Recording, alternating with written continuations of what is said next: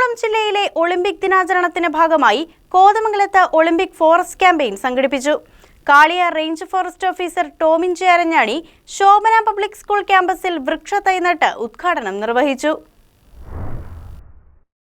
അന്താരാഷ്ട്ര ഒളിമ്പിക് ദിനാഘോഷങ്ങളുടെ ഭാഗമായുള്ള വിവിധ പരിപാടികൾ ജില്ലയിൽ നടക്കുന്നതിന്റെ ഭാഗമായിട്ടാണ് കോതമംഗലം ശോഭന പബ്ലിക് സ്കൂളിൽ ഒളിമ്പിക് ഫോറസ്റ്റ് ക്യാമ്പയിൻ സംഘടിപ്പിച്ചത്.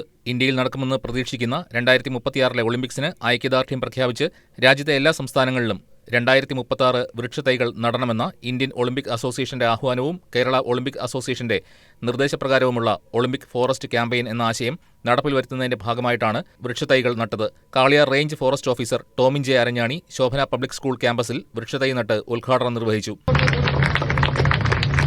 ജില്ലാ Olympic association general secretary Joy Paul Olympic ദിനാഘോഷത്തോടനുബന്ധിച്ച് നടത്തുന്ന പദ്ധതികളും മറ്റ് വിവിധ പരിപാടികളെക്കുറിച്ചുമുള്ള വിശദീകരണം നൽകി. Beat forest officer Akshitha Rani Mathew Olympic ദിന സന്ദേശം നൽകി.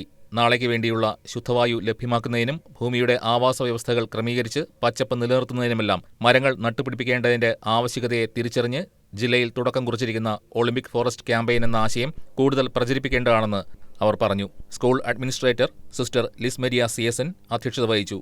Vice principal sister Noel CSN, Aromal Thampi, Sajeevan G തുടങ്ങിയവർ സംസാരിച്ചു. Principal sister Rangel Rani CSN സ്വാഗതവും സ്നേഹ വിൽഫ്രഡ് കൃതജ്ഞതയും രേഖപ്പെടുത്തി. News desk KCV news.